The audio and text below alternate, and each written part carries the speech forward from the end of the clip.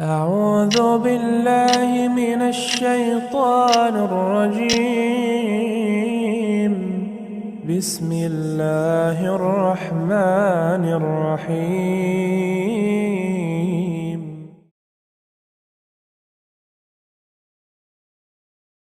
Bismillahirrahmanirrahim. Assalamualaikum warahmatullahi wabarakatuh. Innal hamdalillah nahmaduhu wa nasta'inuhu wa nastaghfiruh wa na'udzu billahi min shururi anfusina wa sayyiati a'malina. May yahdihillahu fala mudilla lahu wa may yudlilhu fala hadiya lahu. Nashhadu an la ilaha illallah wahdahu la syarika lahu wa asyhadu anna Muhammadan abduhu wa rasuluh. Qala Allah Ta'ala يا أيها الذين آمنوا اتقوا الله حق تقاته ولا تموتن إلا وأنتم مسلمون يا أيها الناس اتقوا ربكم الذي خلقكم من نفس واحدة وخلق منها زوجها وبث منهما رجالا كثيرا ونساء واتقوا الله الذي تساءلون به والأرحام إن الله كان عليكم رقيبا يا أيها الذين آمنوا اتقوا الله وقولوا قولا سديدا يصلح لكم أعمالكم ويغفر لكم ذنوبكم ومن يطع الله ورسوله فقد فاز فوزا عظيما وبعد. Hadirin Bapak Ibu jamaah Masjid As-Salam, kaum muslimin wal muslimat rahimani wa rahimakumullah. Mari kita awali dengan memanjatkan rasa syukur kita kepada Allah Tabaraka wa Ta'ala atas segala kebaikan dan karunia yang ada pada diri kita semua. Dan termasuk kesempatan ini kita kembali berkumpul dalam majelis ta'lim merupakan karunia dari Allah. Semoga menjadi pertanda Allah inginkan kebaikan untuk kita. Salawat serta salam mari kita panjatkan untuk Nabi kita, Nabi besar Muhammad sallallahu alaihi wasallam. Baik. Kita akan lanjutkan kembali kajian tafsir kita dari surat-surat akhir, surat-surat pendek dalam Al-Quran. Dan kali ini setelah kita menyelesaikan tafsir surat At-Takatsur, kita akan lanjutkan tafsir untuk surat Al-Qari'ah. Tafsir untuk surat Al-Qari'ah. Baik, saya baca terlebih dahulu suratnya. A'udzu billahi minasyaitonir rajim. Bismillahirrahmanirrahim. Al-Qari'ah. Man qari'ah. Wa ma adraka man qari'ah. Yawma yakunun nasu kal farashil mabthuth. Wa takunul jibalu kal'ihnil manfush. Fa'amma man thaqulat mawazinuh fahuwa fi 'ishatir radiyah. Wa amma man khaffat mawazinuh fa هاوية وما أدراك ما هي نار حامية. Allah Subhanahu wa Ta'ala berfirman, hari kiamat. Apa hari kiamat itu? Tahukah kamu apakah hari kiamat itu? Pada hari itu manusia seperti anai-anai yang bertebaran dan gunung-gunung seperti bulu yang dihambur-hamburkan. Dan adapun orang-orang yang berat timbangan kebaikannya, maka dia berada dalam kehidupan yang memuaskan. Dan adapun orang-orang yang ringan timbangan kebaikannya, maka tempat kembalinya adalah neraka hawiyah. Dan tahukah kamu apakah neraka hawiyah itu? Yaitu api yang sangat panas. Al-Qari'ah 1 sampai 11. Bapak Ibu yang saya hormati dan yang saya muliakan, inilah surat Al-Qari'ah. Surat Al-Qari'ah termasuk surat Makkiyah. Surat Makkiyah. Apa maksud surat Makkiyah, Pak Ryan?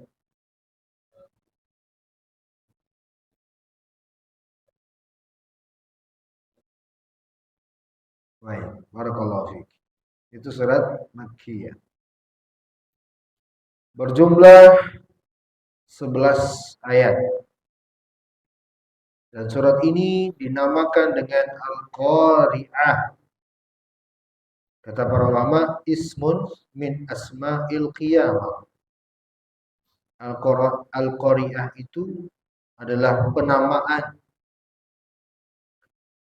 dari sekian penamaan untuk hari kiamat. Al-Qari'ah.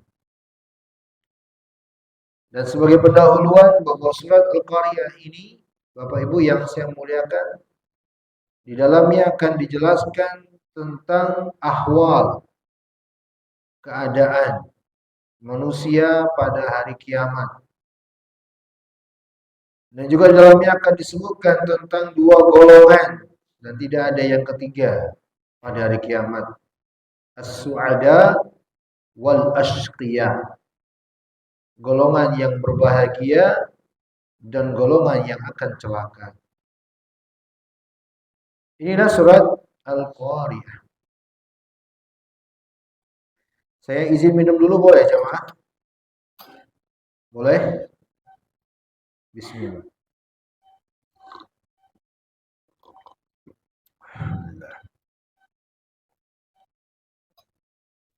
Kita masuk ayat yang pertama. Allah Subhanahu wa taala awali dengan Al-Qari'ah.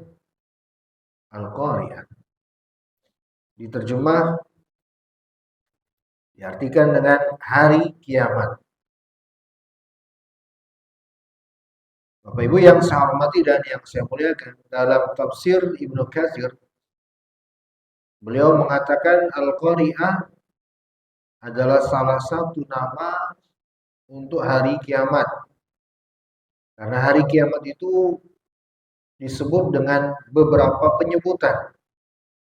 Disebut dengan Al-Haqqah, disebut dengan At-Tammah, disebut dengan As-Sakhah, disebut dengan Al-Ghasyiyah, dan selainnya. Baik. Penyebutan yang berbeda untuk hari kiamat sebenarnya hanya terkait dengan keadaan pada saat itu. Pertama, hadirin yang saya muliakan, kenapa disebut dengan hari kiamat? Dalam bahasa Arab disebut dengan Yaumul Qiyamah. Disebut dengan hari kiamat karena pada hari itu semua manusia dan jin yang telah meninggal akan bangkit dari kematiannya.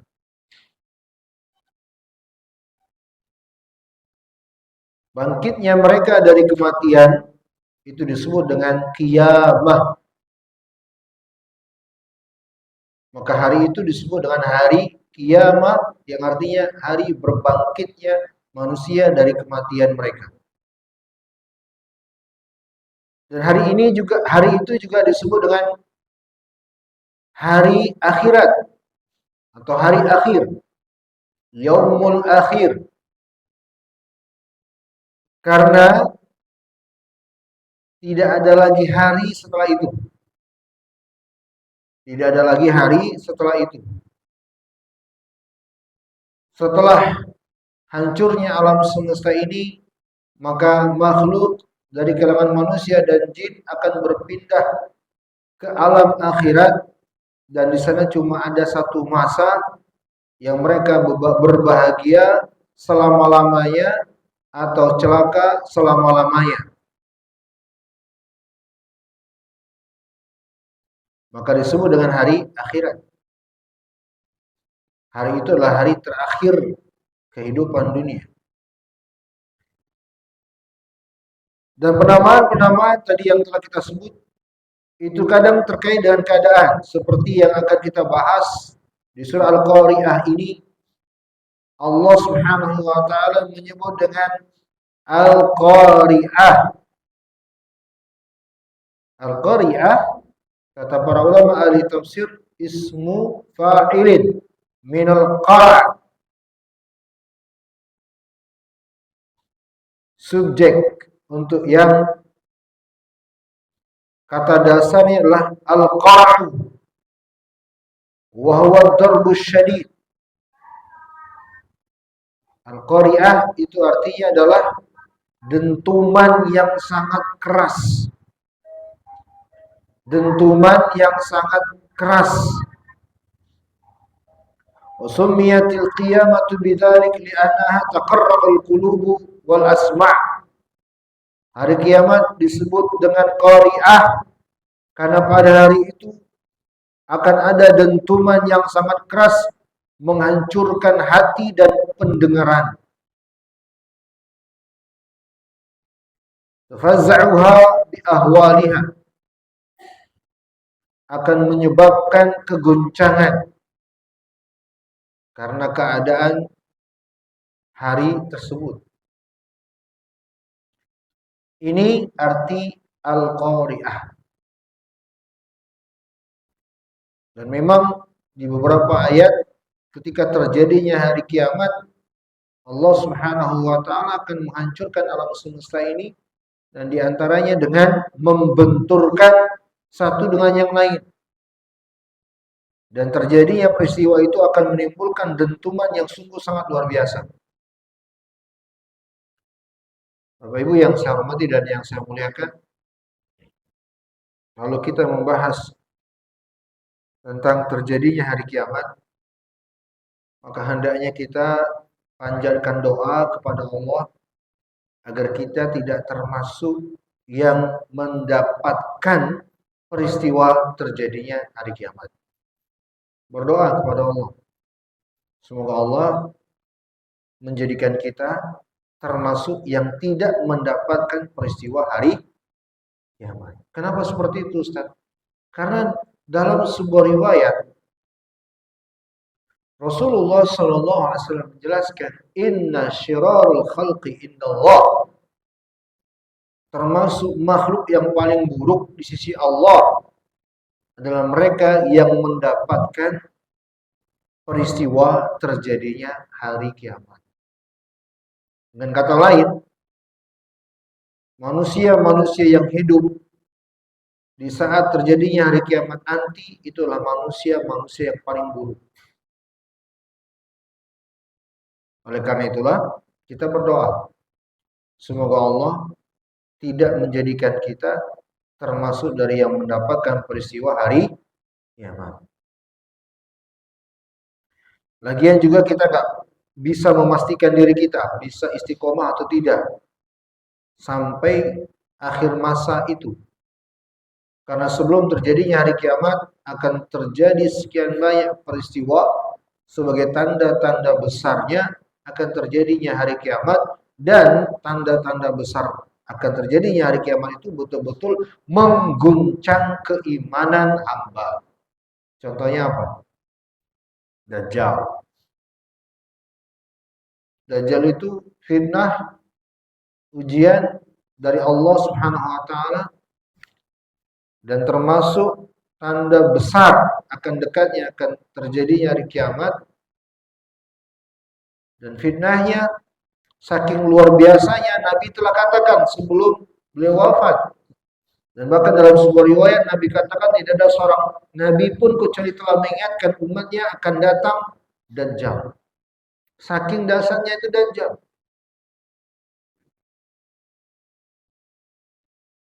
Di antara bentuk fitnah atau ujian Dajjal itu hadirin, dia akan mendatangi seluruh penjuru bumi ini kecuali dua tempat. Makkah Al-Mukarramah dan Madinah An-Nabawiyah. Semua tempat dia akan datangi. Termasuk apa namanya ini? Beji. Beji Timur. Beji Barat. Termasuk Beji Barat. Gue ketawa.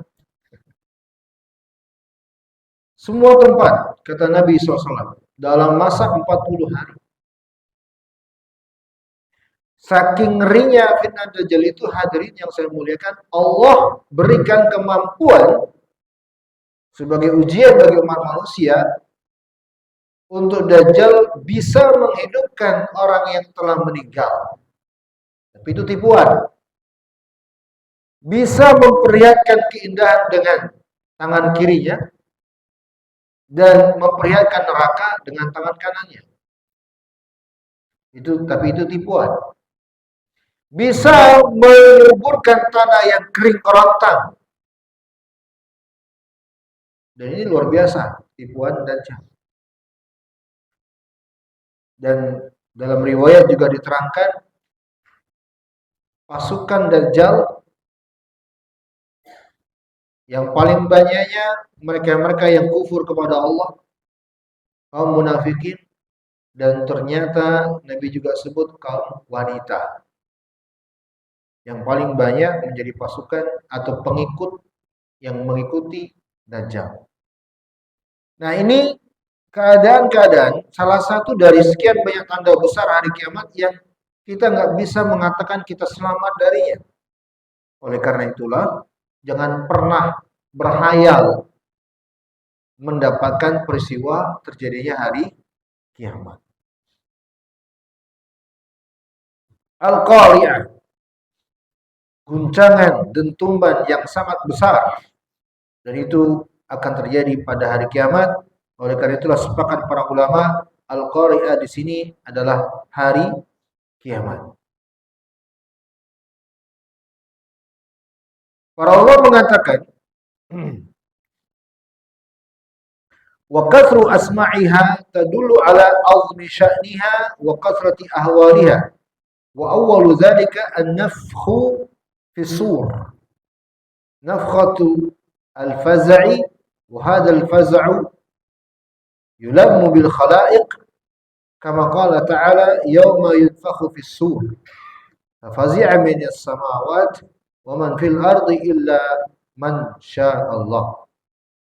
Banyaknya nama-nama hari kiamat itu menunjukkan akan betapa luar biasanya hari kiamat itu.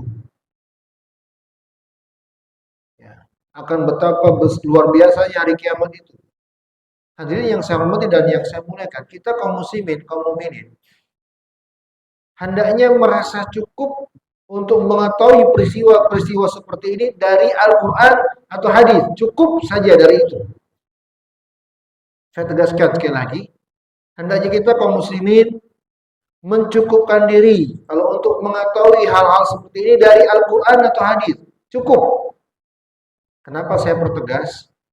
Karena di masa kita, apalagi di masa kita ya, itu terlalu banyak propaganda dari non-muslim atau bahkan sebagian orang-orang muslim membuat tontonan-tontonan yang menggambarkan terjadinya hari kiamat. Saya katakan tidak perlu. Yang seperti itu nggak perlu hadirin. Al-Quran sudah sangat jelas. Hadis juga sangat jelas. Kenapa nggak perlu? Karena penggambaran dengan diilustrasikan seperti itu justru nanti akan membuat tidak terlalu mengganggukan, membesarkan, menakutkannya hari kiamat itu. Itu nanti yang akan terjadi, malah justru seperti itu. Mau bagaimanapun mereka merekayasa akan terjadinya hari kiamat, tidak akan pernah bisa menggambarkan betapa mengerikannya hari kiamat itu. Tidak akan pernah bisa. Karena jauh lebih mengerikan dari apa yang mereka rekayasa tersebut. Sama seperti tentang gerhana. Gerhana itu, Bapak Ibu yang saya hormati dan yang saya muliakan, Allah tetapkan dalam rangka mempertakuti hamba-hambanya. Allah tetapkan supaya hamba-hambanya menghadirkan rasa takut. Karena peristiwa gerhana itu salah satu tanda-tanda hari kiamat, yaitu dengan berbenturnya matahari dan bulan. Berbenturnya matahari dan bulan itu termasuk peristiwa yang akan terjadi pada hari kiamat. Sekarang, kalau peristiwa gerhana udah digambarkan sedemikian rupa, diinformasikan, dipublikasikan, diposting, rasa takut itu sudah nggak ada lagi. Betul tidak? Betul nggak? Malah menjadi sebuah objek wisata. Pajangan, berbangga, tersenyum, senang, tidak ada rasa takut. Ini tidak sejalan dengan apa yang Allah inginkan dari hikmah adanya gerhana. Nabi kita, Nabi besar Muhammad Sallallahu Alaihi Wasallam itu, jangankan gerhana, ketika langit mendung gelap, kata Aisyah radhiyallahu taala, beliau seperti anak kecil yang ketakutan. Langit yang mendung gelap, Rasulullah takut. Ya. Itulah yang diinginkan. Peristiwa-peristiwa pengabaran seperti ini agar senantiasa ada rasa takut di hati setiap kaum muslimin dan muslimah, sehingga dengan rasa takut itu memotivasinya untuk selalu bertakwa, bertaubat kepada Allah Subhanahu wa taala, bukan menjadi bahan tontonan. Maka saya katakan, tidak perlu sama sekali hal seperti itu. Cukupkan dengan Al-Quran, cukupkan dengan hadis. Hadirin yang saya hormati dan yang saya muliakan, kata para ulama, penamaan-penamaan tersebut menunjukkan azmi sya'niha, betapa luar biasa dan mengerikannya keadaan hari kiamat itu. Wa awwalu dzalik, dan yang pertama kali terjadi nanti adalah an-nafkh, tiupan sangkakala, tiupan yang membinasakan seluruh makhluk. Sebagaimana firman Allah Subhanahu wa taala, pada hari itu akan ditiup sangkakala sehingga menyebabkan semua makhluk yang ada di langit, yang ada di bumi akan binasa kecuali mereka yang Allah kehendaki.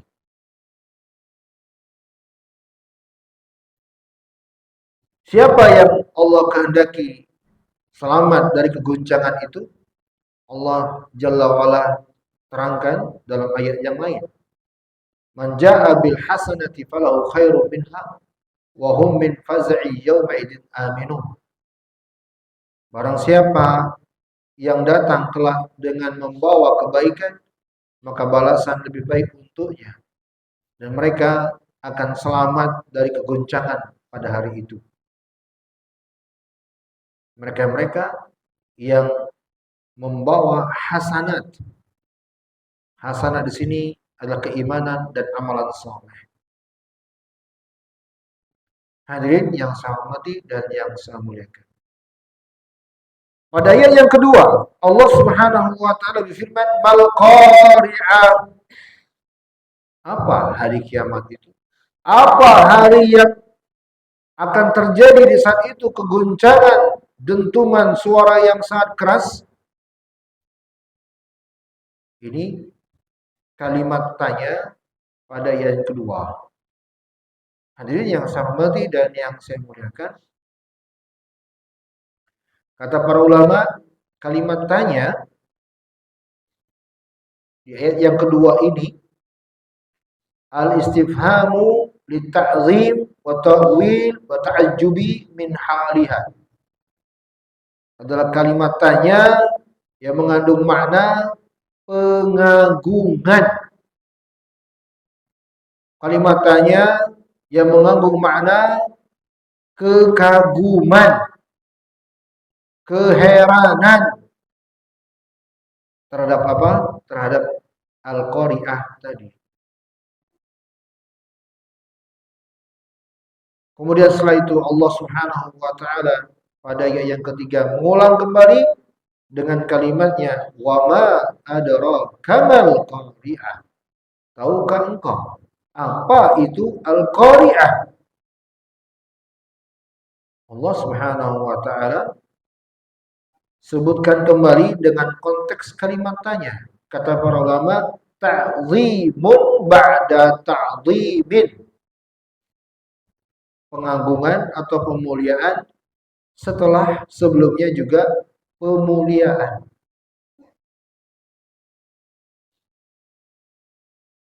Hadirin yang saya hormati dan yang saya muliakan. Dalam tafsir Ibnu Katsir, beliau rahimahullahu taala menjelaskan untuk mengagungkan peristiwa hari kiamat, untuk menjelaskan betapa dahsyatnya hari kiamat, Allah Subhanahu wa taala datangkan dengan kalimat tanya, "Wa ma adraka mal qari'ah?" Tahukah engkau apa hari kiamat itu? Dan seterusnya. Artinya Allah Subhanahu wa taala mengajukan atau menyampaikan dengan kalimat tanya agar kita betul-betul memperhatikan dan mengagungkan hari kiamat itu. Karena peristiwanya adalah peristiwa yang sangat dahsyat, luar biasa.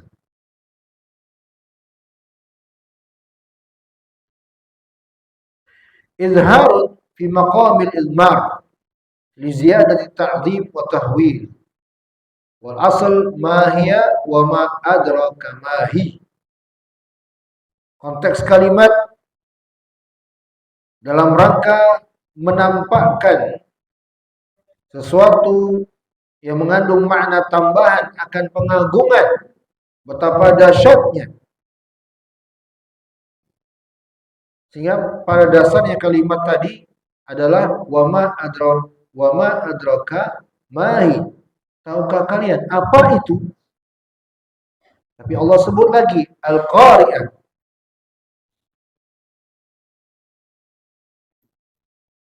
Bapak Ibu yang saya hormati dan yang saya muliakan. Kemudian setelah itu Allah Subhanahu wa taala berfirman, "Yauma yakunun nasu kal farashil mabthus." Pada ayat-ayat setelahnya, setelah ayat yang ketiga, ini ayat yang keempat, 5, 6 dan seterusnya, Allah Subhanahu wa taala sendiri menjelaskan bagaimana keadaan manusia nanti bila hari kiamat telah terjadi. Bagaimana keadaan manusia bila hari kiamat telah terjadi. Setelah Allah Subhanahu wa taala menyebutkan betapa agungnya hari kiamat itu, maka Allah Jalla wa ala menyebut pada hari itu, yauma yakunun nas, manusia akan seperti anai-anai yang bertebaran. Yauma yakunun nasu kal farash al mabthus. anai-anai yang berterbangan.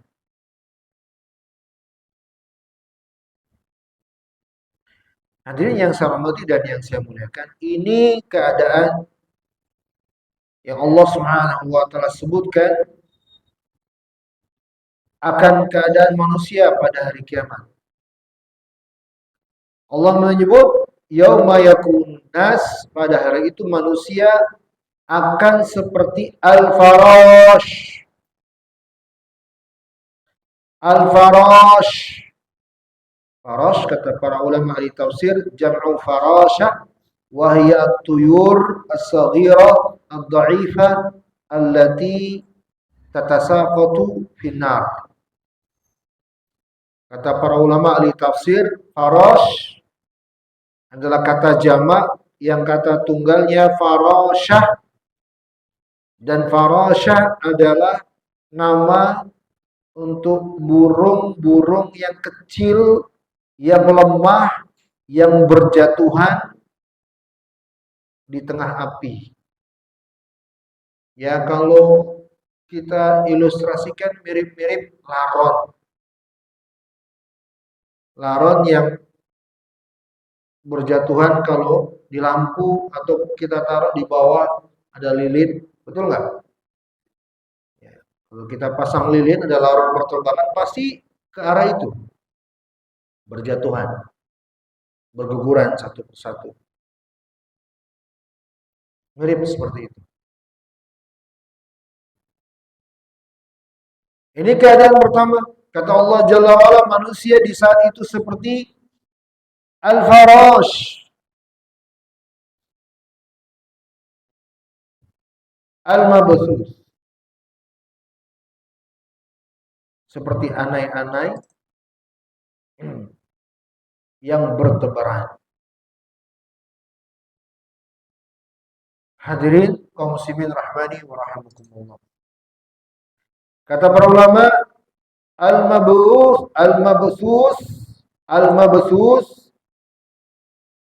al-muntashir fi kulli makanin. Syabbaha Allahu an-nasa yawmal qiyamah fi kathratihim wa intisharihim wa dha'fihim wa dhallatihim wa tirabihim wa isra'ihim ila ad-da'i hina yad'uhum ila al-mahsyar bil farash al-mabthus al-mutatayyir ila an-nar.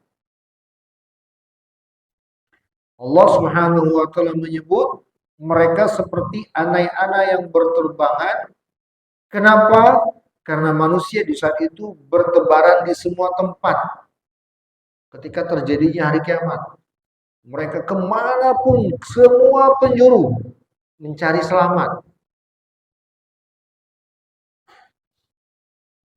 Allah Subhanahu wa taala serupakan mereka pada hari kiamat nanti karena saking banyaknya dan bertebarannya mereka, dan karena saking lemahnya mereka, saking hinanya mereka, dan saking terguncangnya mereka, dan saking mudahnya mereka terpengaruh dengan apa yang mereka anggap menyelamatkan mereka. Sampai mereka akhirnya dikumpulkan di padang mahsyar. Ya. Al-farash, al-mabthus, al-mutatayyir ila nar. Mereka bagaikan anak-anak yang bertebaran, yang berterbangan menuju ke api yang menyala-nyala. Ini keadaan hari kiamat ya. Ketika terjadinya hari kiamat dan betul-betul hakikat bahwa manusia akan bertebaran, dan sebagaimana kata penulis tadi bahwa Allah menyamakan mereka seperti al-farash, yakni burung-burung yang lemah, yang mudah berjatuhan, nggak punya arah, nggak punya pendirian, nggak punya kemampuan. Dan begitulah manusia pada hari kiamat nanti. Kalau kita melihat ayat-ayat yang lain, keadaan manusia ketika terjadinya peristiwa hari kiamat itu sungguh sangat luar biasa dahsyatnya.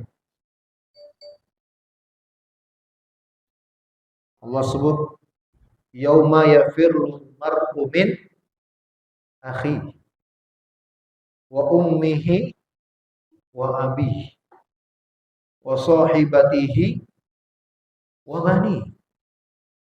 Di hari itu masing-masing kita akan lari mencari selamat. Saking gak ada pikiran kecuali bagaimana supaya saya selamat, setiap orang kita lupakan. Saudara kandung kita nggak peduli sama sekali. Ibu dan ayah kita nggak peduli sama sekali. Istri dan anak-anak kita nggak peduli sama sekali. Ketika terjadi hari kiamat. Ini keadaan hari kiamat. Sekali lagi saya katakan, ini keadaan hari kiamat yang sungguh sangat luar biasa. Dahsyatnya.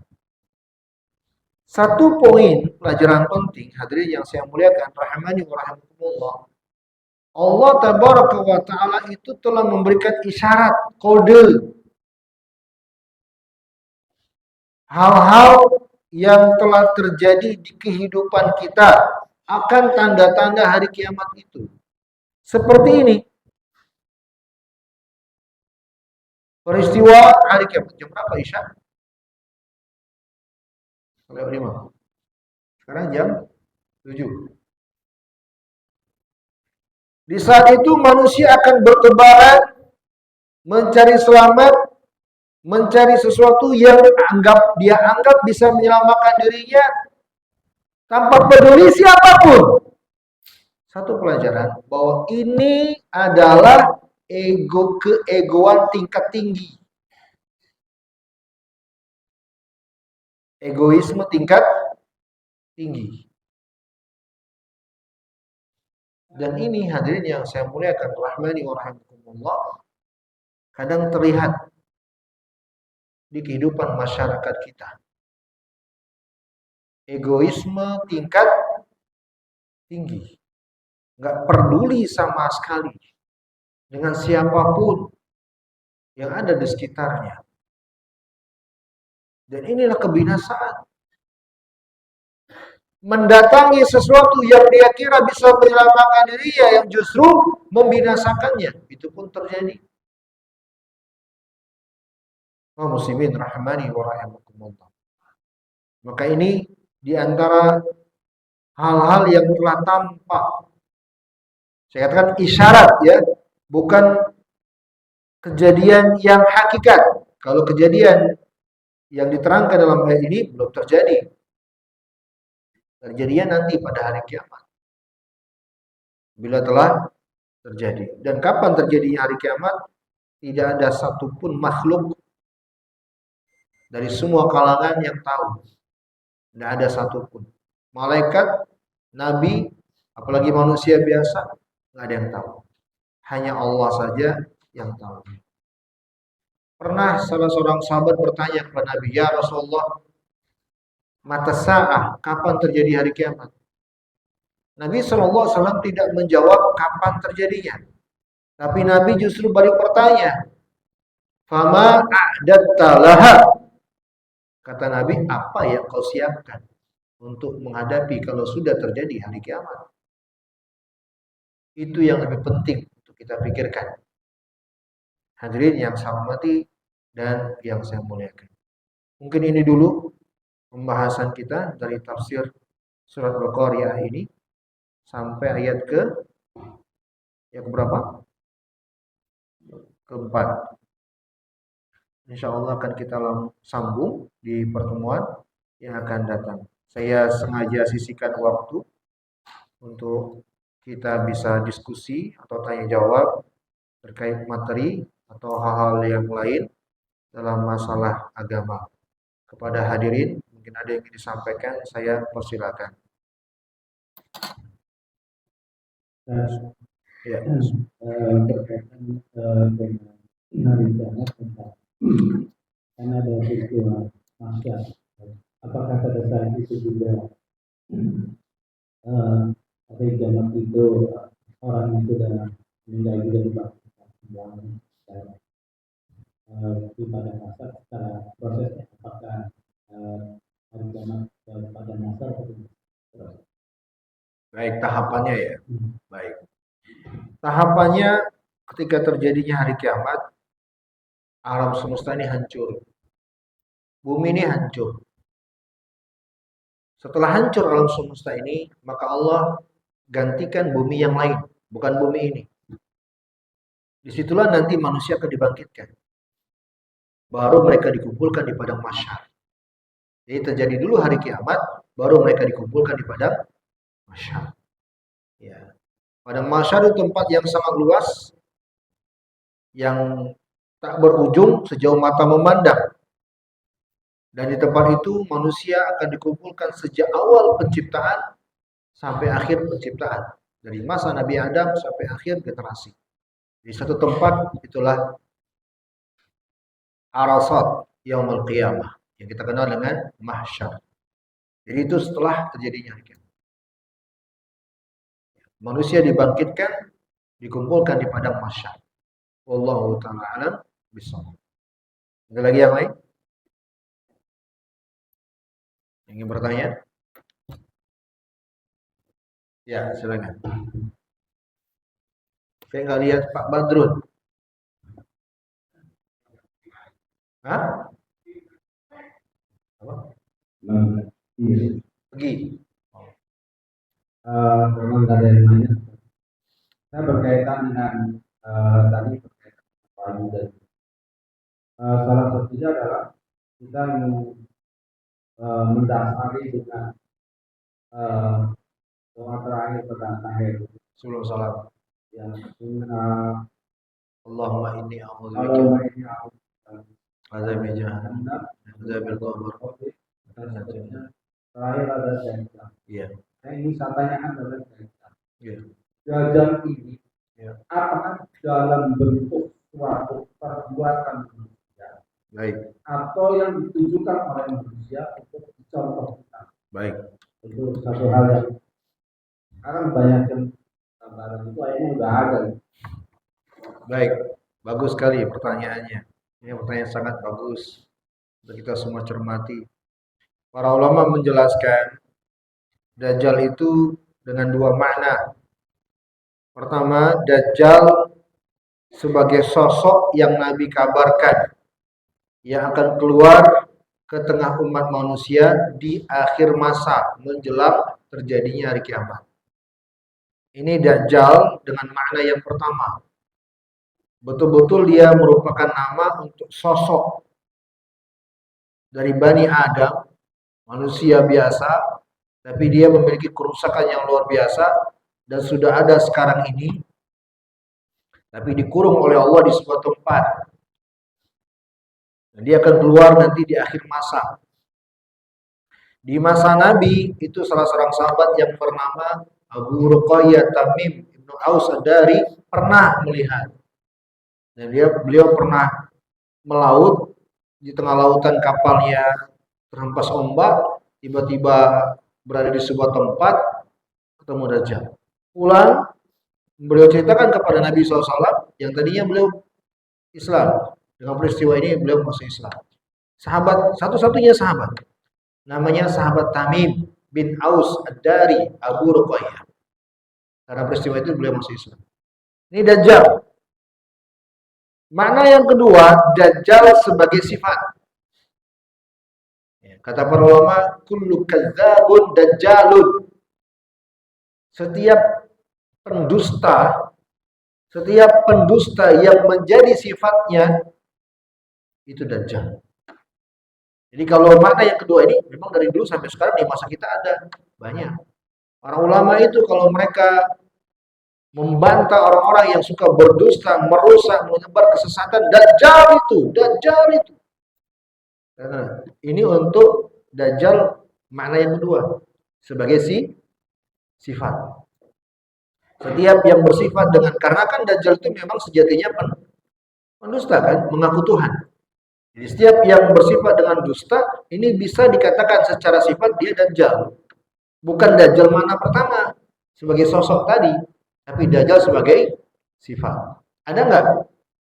Banyak, banyak sekali. Setiap yang mengaku Nabi dan Rasul itu Dajjal itu. Nah, kita katakan dia Dajjal itu, tapi bukan Dajjal yang pertama. Dajjal sebagai sifat. Seperti yang rame-rame sekarang ini, yang mengaku bisa bahasa Suryani, bisa bahasa semut, bisa ngomong sama malaikat Jibril, bisa apa lagi? Apa? Iya, bisa bahasa semut, makolati katanya. Dajjal itu. Kita nggak ada mengatakan Dajjal orang itu karena sifat pendustanya. Jadi kalau yang kita baca doa di sebelum salam itu yang pertama, Dajjal yang pertama, sosok. Ya. Kalau Dajjal yang kedua sebagai sifat itu nggak akan pernah hilang, akan selalu ada di permukaan bumi ini. Kita nggak akan bisa menghindari diri dari Dajjal yang kedua ini. Di lingkungan kita pasti selalu ada Dajjal. Bisa dipahami? Wallahu ta'ala. Cukup ya? Sudah azan? Cukup. Kita akhiri. Jazakumullahu khairan. Wa barakallahu fikum. Mudah-mudahan kita pelajari memberi manfaat dari Allah untuk kita semuanya. Saya mohon maaf atas segala kesalahan dan kurangan. Subhanakallahumma bihamdika asyhadu an la ilaha illa anta astaghfiruka wa atubu ilaik. Alhamdulillah. Assalamualaikum warahmatullahi wabarakatuh.